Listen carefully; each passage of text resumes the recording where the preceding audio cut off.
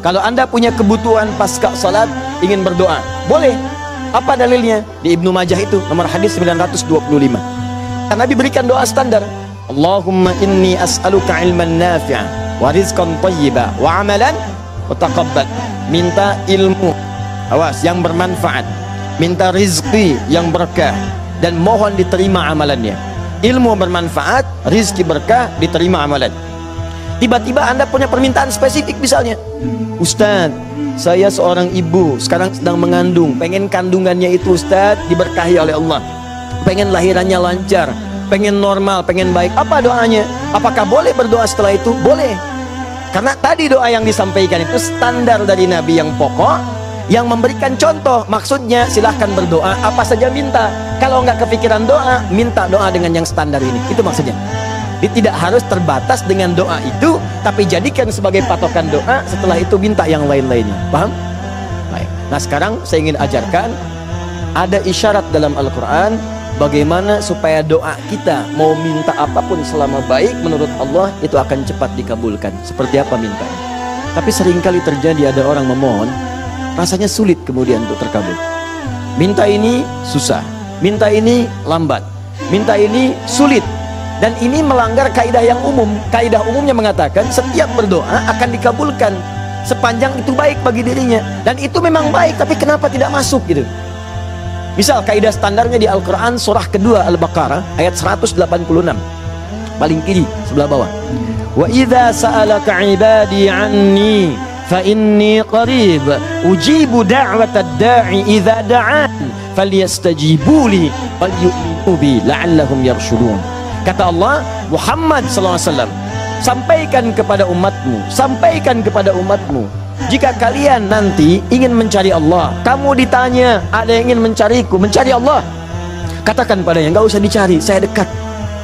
Itu memberi harapan. Saya sering sampaikan makna kalimat ini. Anda cari, tanya panitia, mana ustadznya? Dijawab, ustadznya belum ada berita. Dengan yang kedua, jangan khawatir Pak, sudah dekat. Mana yang paling menenangkan? Sudah dekat. Sudah dekat. Nah, ketika ada yang bertanya padamu, Muhammad, saya ingin mendekat kepada Allah, jawab, usah repot, Allah dekat. Silahkan kau mendekat kepada Allah, dan Allah akan dekat dengan kita. Silahkan. Logis memberikan harapan. Dan umumnya orang yang mendekat kepada Allah, umumnya itu punya dua kepentingan. Kalau bukan bertobat dari maksiat, yang kedua punya permohonan ingin disampaikan.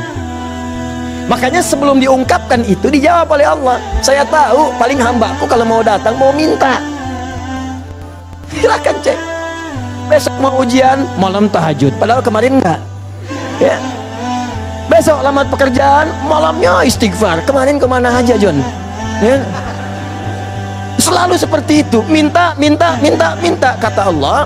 Lihat kalimatnya, ujibu da'watad da'i idza da'an. Kapanpun hambaku minta, aku akan kabulkan. Jadi rumus doa itu kalau diminta dikabulkan. Jadi nggak ada doa yang tidak dijawab sepanjang yang diminta itu baik. Sepanjang yang diminta itu maslahat. Tiga sifat jawabannya. Diberikan seketika, jadi begitu dia meminta seketika dikabulkan. Kalau dia membutuhkannya. Allahumma ya Rabb, Allahumma ya Rabb, Allahumma ya Rabb. Allah masuk ke ITB supaya dengan ilmu itu saya bisa mengembangkan teknologi untuk mendekatkan orang kepadamu. Minta dia malamnya, luluskan saya ya Allah. Besoknya keluar lulus. Kalau benar maslahatnya.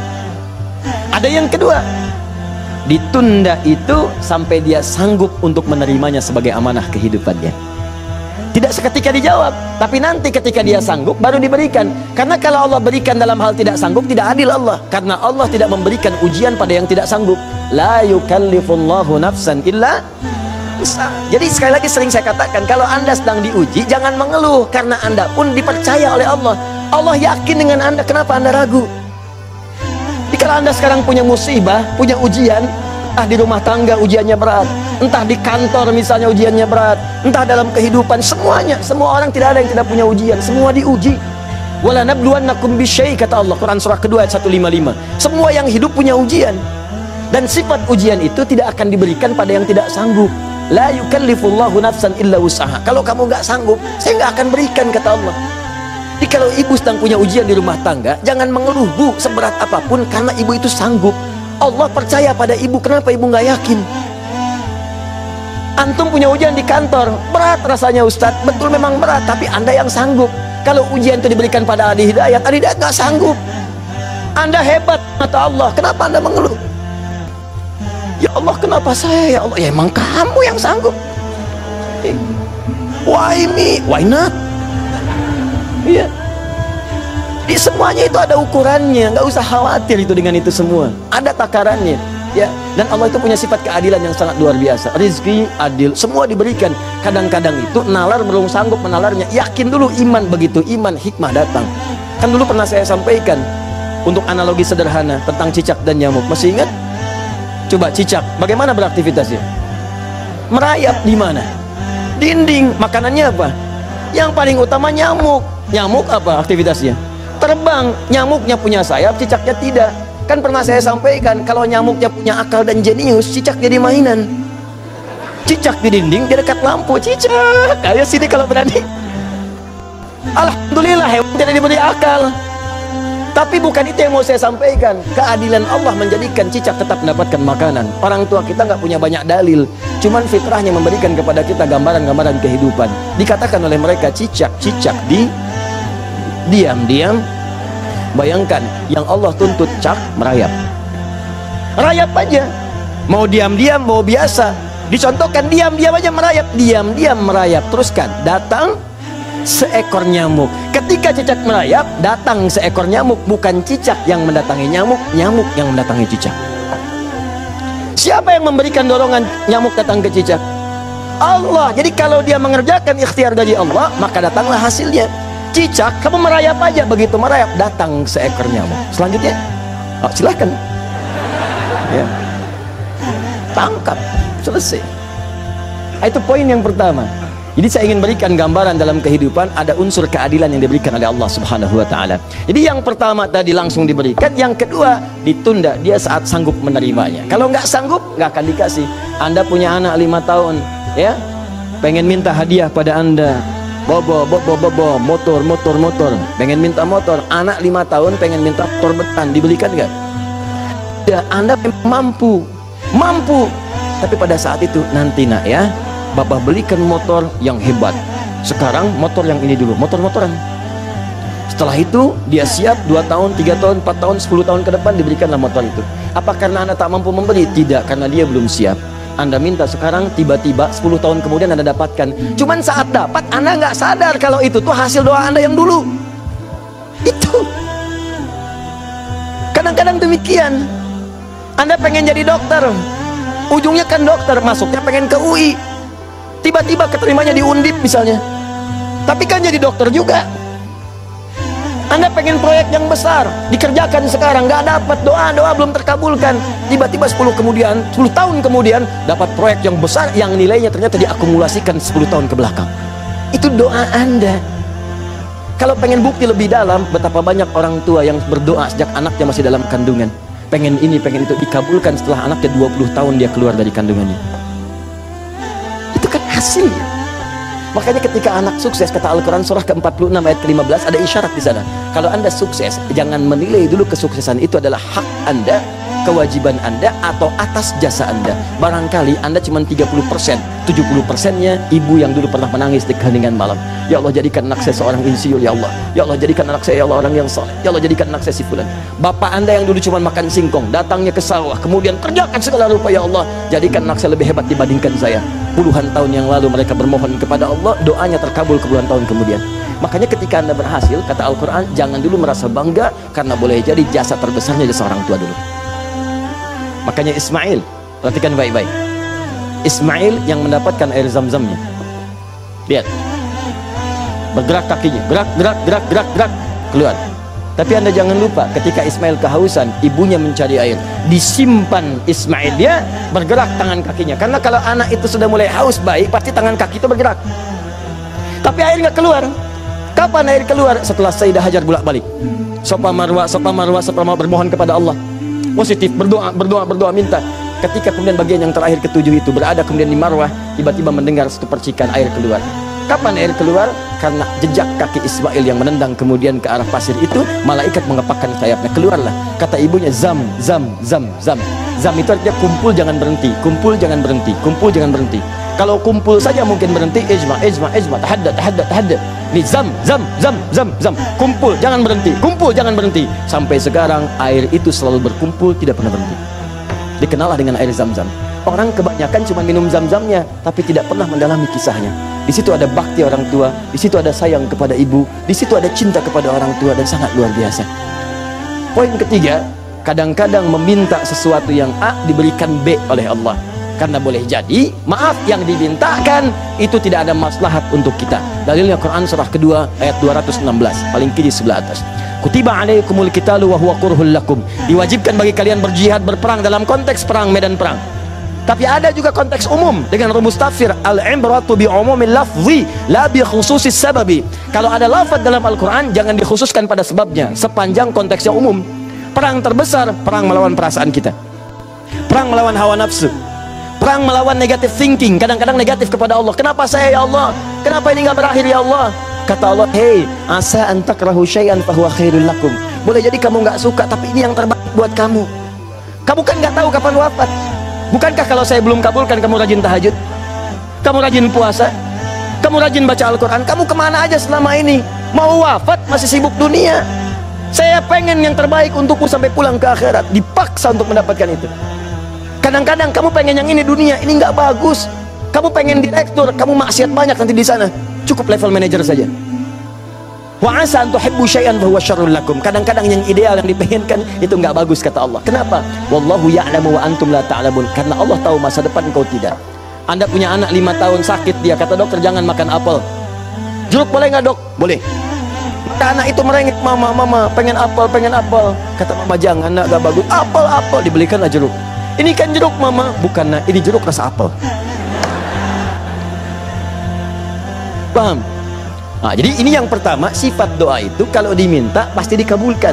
Tapi ada segelintir orang yang ketika memohon ternyata tidak mendapatkan bagian itu. Apa persoalannya? Perhatikan, hadisnya sahih. Sampai Al-Imam An-Nawawi mencantumkan ini dalam salah satu hadis di Al-Arba'innya. Thumma dzakara rajula. Awas, hati-hati. Yutilu safara. Thumma dzakara rajula yutilu safara asy'atha aghbara. Lalu Nabi mengisahkan tentang seorang lelaki yang menempuh perjalanan panjang sampai tampilannya penuh debu. Ya, bahasa Inggrisnya kurang lebih the kill of the kumel. Ya, jadi udah banyak debu lah ya dalam dirinya.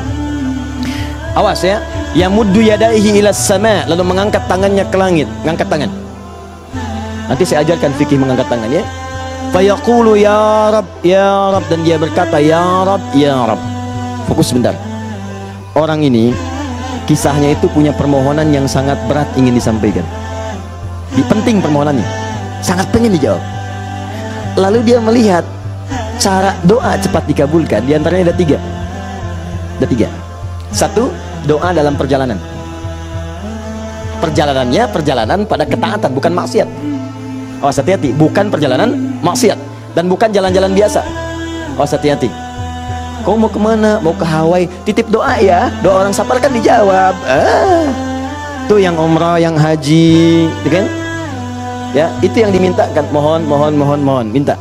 Tapi kalau yang perjalanan maksiat tidak. Bro, mau kemana? Las Vegas. Titip doa ya. Itu belum dimohon dan ditolak. Ya, belum dimohon. Jadi 1, menempuh perjalanan panjang. 2, orang yang mengangkat tangan. Diusahakan nanti saat berdoa itu kita akan mengangkat tangan. Nanti ada fikihnya. Ada yang cuma 1 jari misalnya, ya, saat khutbah Jumat khatib ada. Ya, ada yang kemudian mengangkat tangannya, ada yang rendah, ada yang tinggi, ada yang posisi begini ada saat istisqa. Yang standar itu angkat kedua tangannya, ya, sejajar dengan dadanya di sini, sejajar. Sini ya. Dan nggak usah malu. Allah itu kan tidak akan malu untuk memberi. Justru Allah itu dalam hadis sahih, Allah akan merasa malu, di sini bahasa kiasan, majas maksudnya, membiarkan seseorang yang mengangkat tangannya kemudian dalam keadaan hampa, artinya tidak menjawab doanya. Dia ada seorang bertanya kepada Rasulullah, "Ya Rasulullah, bagaimana seorang berdoa mengangkat tangannya?"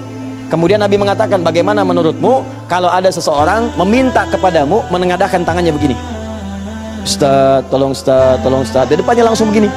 Dua-duanya begini. Kata orang ini, saya malu kalau nggak ngasih, saya malu kalau nggak ngasih. Maka kata Nabi, Allah lebih merasa malu karena Allah itu sifatnya lebih dalam dibandingkan dengan hamba. Rahmannya, Rahimnya, pemberinya, Wahabnya. Kata Nabi, Allah lebih merasa malu ketika membiarkan seorang mengangkat tangan memohon dan meninggalkan dalam keadaan hampa. Ya, jadi Anda mengangkat itu biasanya sejajar dengan dada di sini yang standar. Kalau saya biasanya mendekatkan seperti ini dan menggabungkan di antara jemari di garis-garis yang ada ini. Kan garis kita itu kan ada garis kan, kanan kiri. Ya, biasanya kalau saya mendekatkan begitu kemudian menyatukan dan meluruskan lalu bermohon kepada Allah. Ya, nanti ada lagi fikih yang lain menghadap kiblat dalam keadaan berwudu ada, tapi poinnya mengangkat tangan. Ya, standarnya mengangkat sejajar dada. Boleh seperti ini renggang boleh. Mau dirapatkan seperti ini boleh. Ya, saya memilih untuk yang merapatkan. Ya, silahkan bebas. Yang penting di sini ada dalil mengangkat tangan boleh saat berdoa. Baik, 2, 3 memohon didahului dengan al-asmaul husna. Memohon didahului dengan al-asmaul husna. Masih ingat yang pertama tadi apa? Safar, perjalanan jauh. Kedua, mengangkat tangan. Ketiga, dibuka atau didahului dengan al-asmaul husna. Ya, awas fokus. Dalilnya apa? Langsung dari Al-Quran dan Sunnahnya. Di Al-Quran misalnya Quran surah ke-17. Sudah? Dari ayat 110-nya.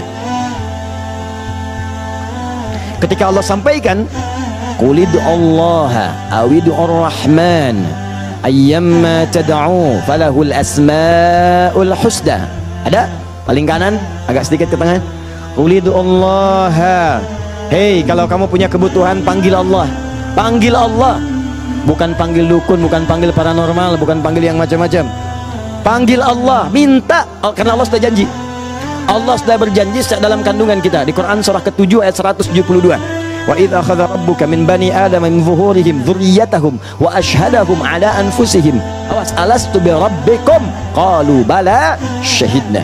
Ketika Allah mengambil perjanjian pada setiap anak cucu Adam, awas hati-hati sejak dalam masa kandungan. Ditafsir di Al-Arba'in di hadis Nabi riwayat Abu Abdurrahman Abdullah bin Mas'ud radhiyallahu taala anhu.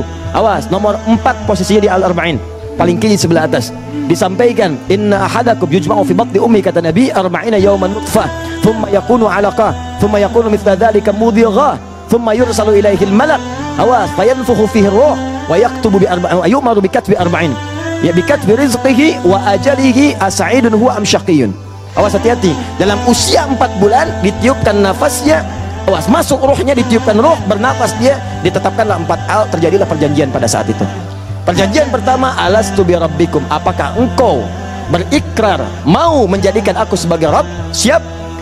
Apa? Kenapa menyebut Rabb? Padahal Allah bisa mengatakan begini, alastu ilahakum, alastu rahmanakum, tapi Allah mengatakan alastu bi rabbikum, bukankah aku Rabbmu? Rabb tidak disebutkan kecuali mengandung sifat rububiyah. Rububiyah itu perawatan, pengawasan, perhatian. Sifatnya yang paling pendek disebut dengan murabbi. Karena itu guru orang tua disebut murabbi, karena orang tua memperhatikan, orang tua merawat. Kalau tanpa batas, perawatannya cepat, perhatiannya dalam, hilangkan kalimat mimnya, muncullah kalimat Rabbnya. Maka Allah disebut dengan Rabbun. Kalau kita meminta, Allah lebih cepat pemberiannya dibandingkan dengan hamba. Dan tidak ada batas, Rabbun, Rabbun, Rabbun. Makanya setiap kita minta, disebutkanlah kalimat Rabb itu.